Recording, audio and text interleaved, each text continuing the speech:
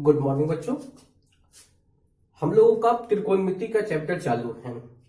पिछले क्लास में हम लोग 5 में कर्ण का मान, 5 में आधार लंब का मान निकालकर छोड़ दिए थे ताकि आप लोग उसको पूरा कर लिए। होमवर्क में था आप लोगों का, तो 5 तक तो हो चुका था।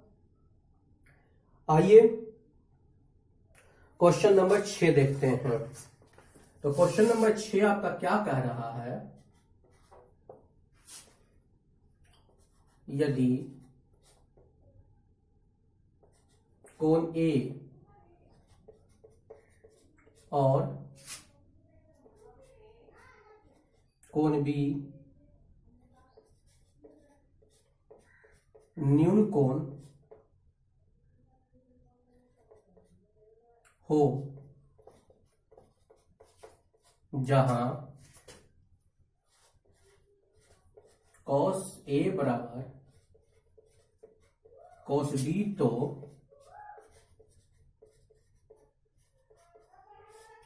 दिखाइए कि कोण A बराबर कोण B। ये आपको दिखाने के लिए कह रहा है।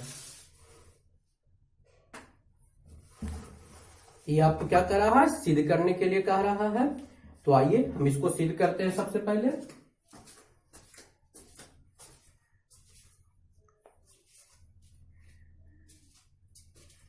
देखिए, यहां पे आपको सिद्ध करना है कि ए और बी दोनों न्यून कोण हैं, और सिद्ध करना है कि मतलब दिया हुआ है कि cos A बराबर cos B, तो सिद्ध करना है कि कोण A बराबर कोण B।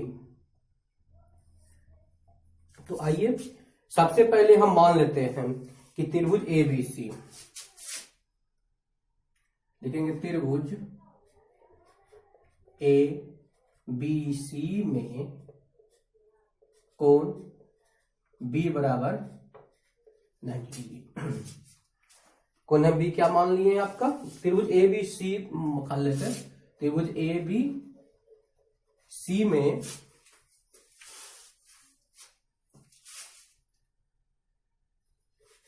फिर से लिख लेते हैं।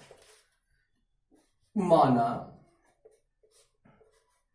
ABC एक त्रिभुज है।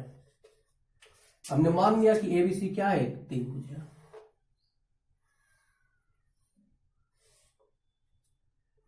ए है ना, नीचे दोनों का एक ही साथ लिखते हैं। A B और C। इस तरह हम लोग इसको क्या मान लिया? तो त्रिभुज मान लिए हैं। अब कहता है कि शीर्ष C से भुजा AB पर हम लंब डालते हैं, है ना। लिखेंगे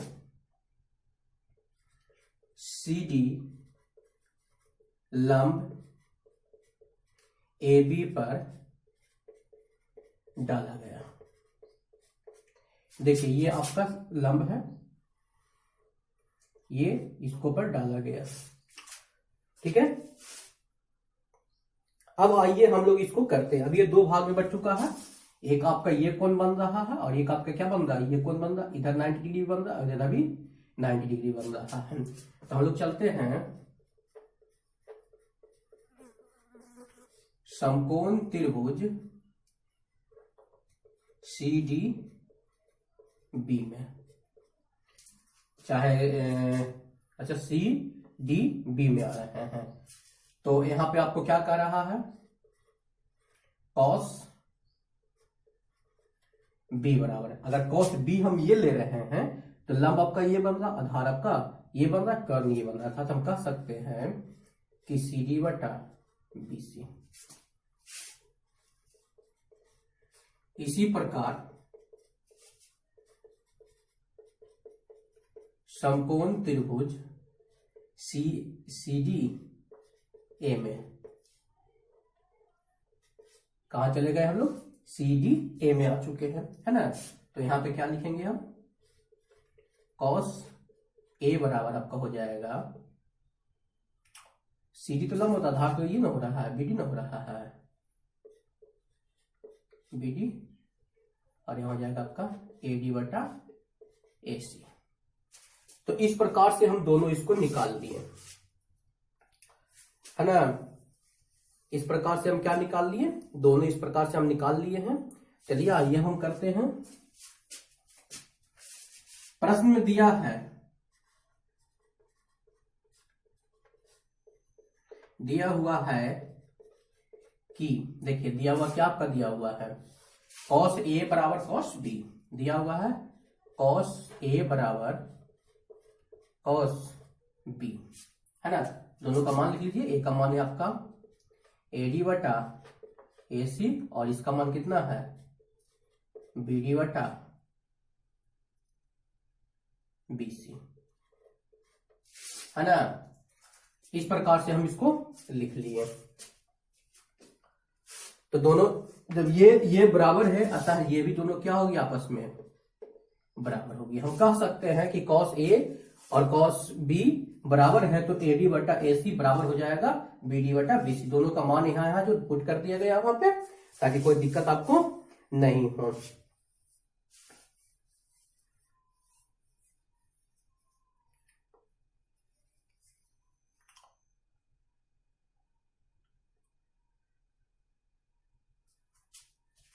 आइए फिर से एक बार चलते हैं, और साथ साथ यहां पर ये भी हम देख सकते हैं कि जो हमको निकलेगा यहां पे CD का स्क्वायर बराबर हो जाएगा BC का स्क्वायर माइनस BD का स्क्वायर। इसी में ये साइड में कर्ण का लंब का स्क्वायर बराबर कर्ण का स्क्वायर माइनस आधार का स्क्वायर, क्योंकि CD दोनों में है निश्चित। इसी प्रकार इसमें भी हम कह सकते हैं कि CD स्क्वायर बराबर AC square minus AD square. अब देखिए ये आपका हम यहाँ पे समीकरण 1 देते हैं, समीकरण क्या दे देते हैं 2 दे देते हैं। ये देखिए अब ये दोनों एक ही का मान है, तो समीकरण 1 और 2 बराबर हो जाएगी। अब समीकरण फर्स्ट बराबर समीकरण सेकंड, तो यहां पे लिख दीजिएगा। समीकरण 1 और 2 से लिख देते हैं। 2 से आपका हो जाएगा BC माइनस BD का स्क्वायर बराबर AC स्क्वायर माइनस AD का स्क्वायर।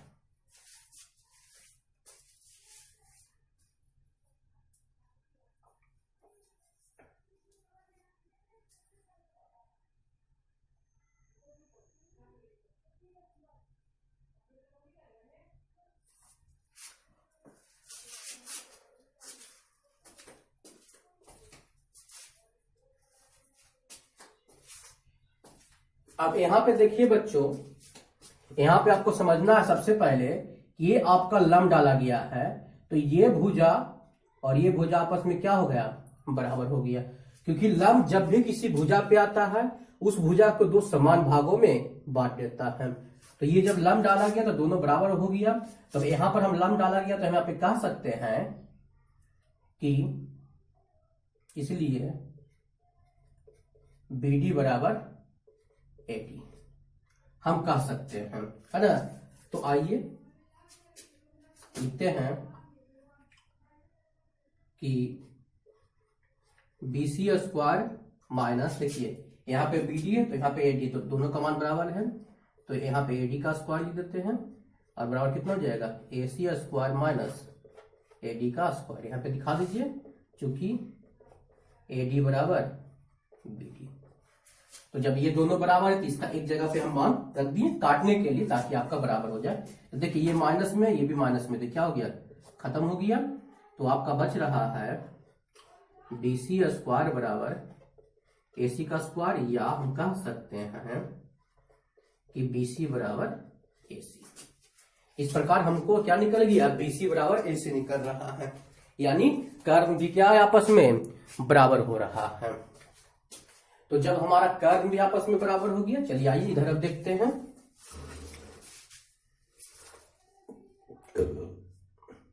तो हम कह सकते हैं कि इसकी 2 भुजाएं आपस में बराबर हो गई है, AC और BC, जैसा कि यहां पे निकला।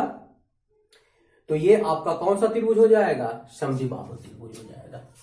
अतः लिखेंगे चूंकि BC बराबर AC, चूंकि BC बराबर AC, अतः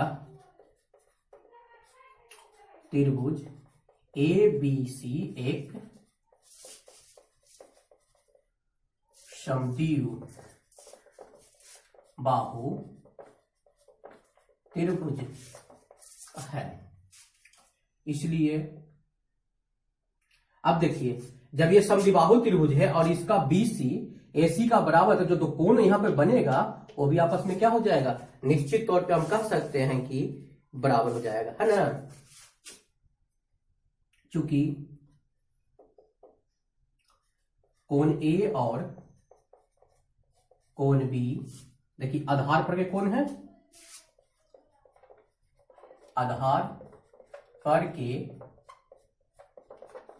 कोण है, इसलिए कोण A बराबर कोण B, PROBED हो गया आपका। तो इस प्रकार से देख रहे हैं बच्चों, थोड़ा सा डिफिकल्ट तो है, लेकिन फिर भी आपका आसानी से ये सिद्ध हो गया, कोई ज्यादा दिक्कत आपको नहीं है। यहाँ पे सी थोड़ा सा दिखाई नहीं दे रहा है, फिर से हम इसको लिख देते हैं, है ना, लाइट मार रहा है वहां पे। चलिए अब ठीक है, चलिए आइए इसको एक बार फिर से हम समझते हैं, है ना, ताकि आपको आसानी से क्लियर हो जाए। देखिए सबसे पहले आपको प्रश्न में कह रहा है कि यदि कोण A और कोण B न्यून कोण हो, जहां cos A बराबर cos B, तो दिखाइए कि कोण A बराबर कोण B। ठीक है, आपको सिद्ध करना है कि कोण A बराबर कोण B है। तो आइए सबसे पहले हम लोग मानते हैं, माना ABC एक त्रिभुज है। क्या है, ABC एक त्रिभुज, ABC को शीर्ष पर रख दिया गया है ना, क्योंकि यहाँ पे EC को सिद्ध करने के लिए कह रहा था, इसलिए इसको हम आधार पर ले लिए हैं। तो CD लंब AB पर डाला गया है ना, जो CD लंब है, जो CD देख रहा है ना लंब, AD पे डाला गया। और जब भी आधार पर लंब डाला जाता है बच्चों, तो जो आधार होता है ना, वो दो समान भागों में बढ़ जाता है। इस प्रकार हम कह सकते हैं कि BD और AD आपस में क्या हो गया, बराबर हो गया, इसलिए यहां लिख दिया है। इसलिए BD छूट गया था, इसलिए BD बराबर AD।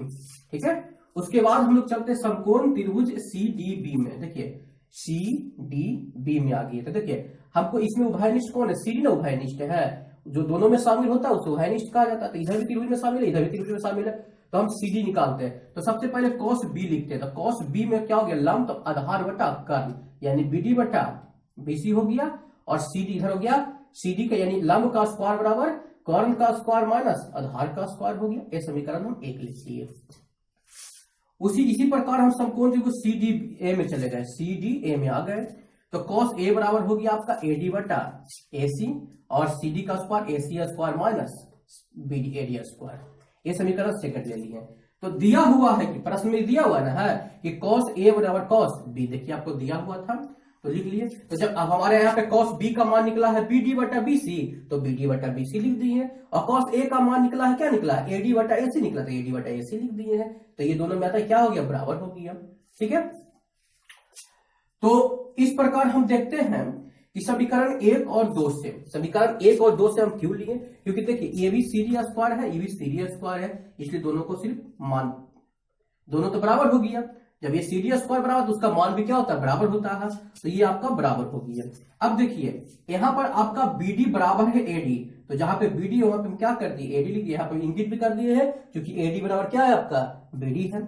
अब देखिए ये माइनस उधर जाके प्लस हो जाएगा, तो माइनस रहेगा, ये और ये क्या हो गया, कट गया, तो हमारा बच रहा है BC स्क्वायर बराबर AC स्क्वायर, या हम कह सकते हैं कि BC बराबर AC, स्क्वायर स्क्वायर भी खत्म हो गया, क्योंकि BC और AC यानी दो भुजाएं आपस में क्या है, बराबर है, और ये त्रिभुज किसका है, CBA का है, यानी BC और AC भुजा है ना, इसका CBA त्रिभुज का, ABC त्रिभुज का BC और AC क्या है, भुजा है, और दो भुजा आपस में बराबर है। तो जिस प्रकार आप कह रहे हैं, जानते ही हैं कि जिस त्रिभुज की दो भुजाएं आपस में बराबर हो जाती है, वो त्रिभुज क्या हो जाता है, समद्विबाहु हो जाता है ना। पीछे भी क्लास में हम लोग पढ़े हैं, अतः त्रिभुज ABC एक समद्विबाहु त्रिभुज है ना, यहाँ पे हो गया।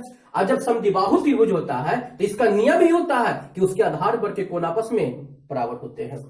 अतः क्योंकि कोण BA और कोण B आधार पर के कोण, देखिए आधार पर का कोण ना है, लंब जब ये डाले हैं तो ये आधार पर के हुआ कि नहीं हुआ, है ना, तो इसलिए क्या हो गया, कोण A बराबर कोण बी हो गया। ये आपका प्रूव्ड हो चुका है, ज्यादा आपको कोई इसमें परेशानी नहीं था। ठीक है बच्चों,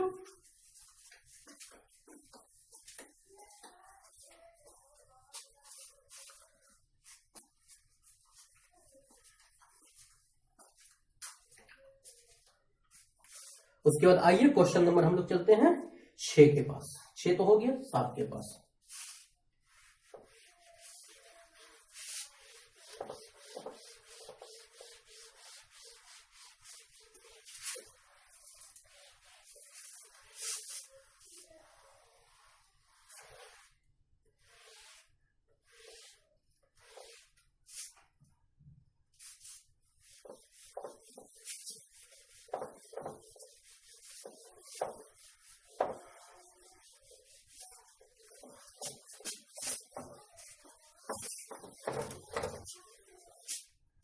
चलिए क्वेश्चन नंबर हम लोग आते हैं 7 के पास। हम लोग 7 इजी एकदम।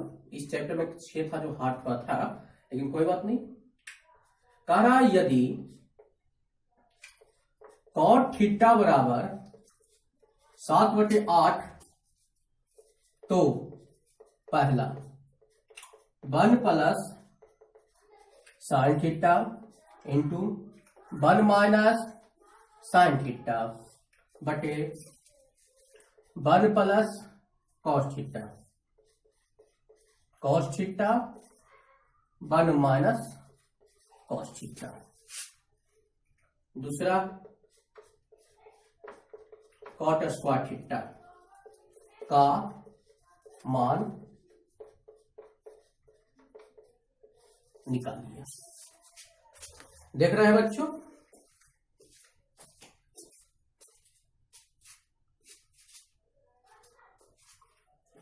आइए देखिए यहां पर आपका दिया हुआ है कि कॉट थीटा बराबर 7/8 दिया हुआ है, तो लिख लेंगे पहले कॉट थीटा बराबर 7/8 अर्थात आधार बटे लंब आपका दिया हुआ, कितना दिया हुआ है 7/8। इस प्रकार हम कह सकते हैं कि आधार आपका 7 हो गया, लंब आपका कितना हो गया 8 हो गया। तो हमको कर्ण चाहिए ना, तो कर्ण हम निकाल लेंगे, सामने सामने निकाल लीजिए उसको। कर्ण का सूत्र आपको पता ही है, लंब का स्क्वायर जोड़ आधार का स्क्वायर। चलिए जल्दी से निकालिए इसको।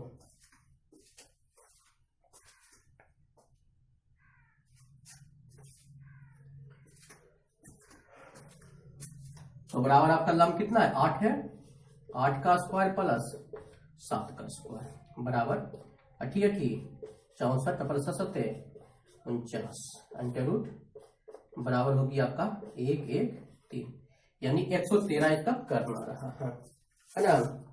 जब इसका 113 कर्ण आ रहा है तो हमारा पहला क्वेश्चन क्या कह रहा है आपको, पहला कह रहा है कि 1, देखिए यहाँ पे 1 plus sine theta 1 minus sine theta, इसको हम ऐसे लिख सकते हैं ना 1 minus sine theta 1 minus sine square theta हो जाएगा ये आपका, और यहाँ हो जाएगा आपका ये 1 माइनस कॉस स्क्वायर थीटा। ठीक है, क्यों? क्योंकि हमको लोग को पता है ना कि क्या होता है कि a माइनस बी का हो A square minus B square बराबर a plus B into A minus B सूत्र पे टूटा हुआ है, इसलिए दोनों को क्या कर लिए गुना कर लिए। अब देखिए हो जाएगा 1 माइनस, इसका सूत्र क्या होता है लंब बटे कर्ण, तो ये स्क्वायर में चला जाएगा, अब बटा हो जाएगा 1 माइनस आधार बटे कर्ण, आधार बटे कर्ण हो गया, ये आपका स्क्वायर हो गया। चलिए मान जल्दी से रखिए, उसमें आसानी से आपका बन जाएगा, कोई दिक्कत नहीं होने वाला है।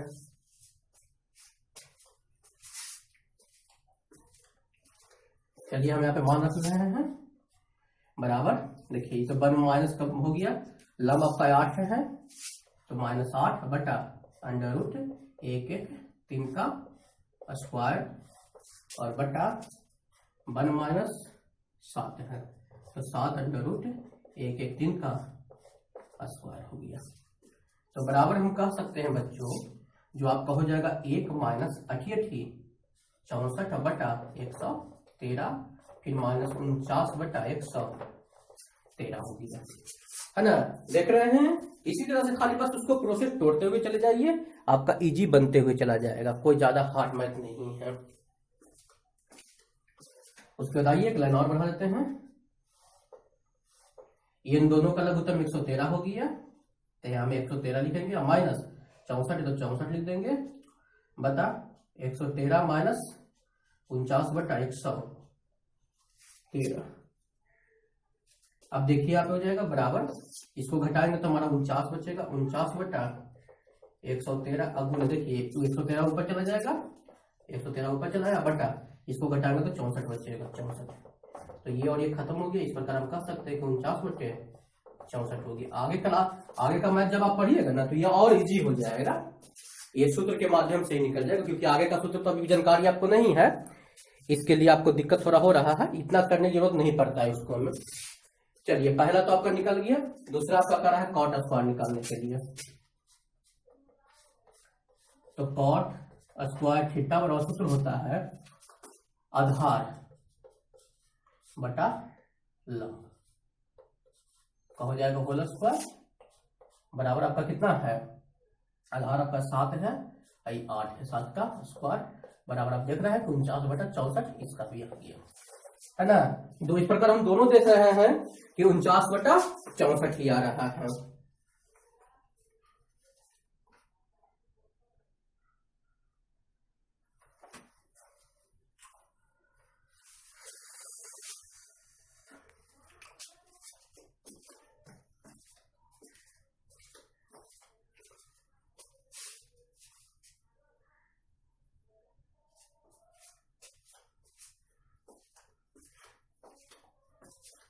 तो इस प्रकार बच्चों आप देख लिए, आपका आज बन गया 6 और 7 का मैथ बन चुका है ना।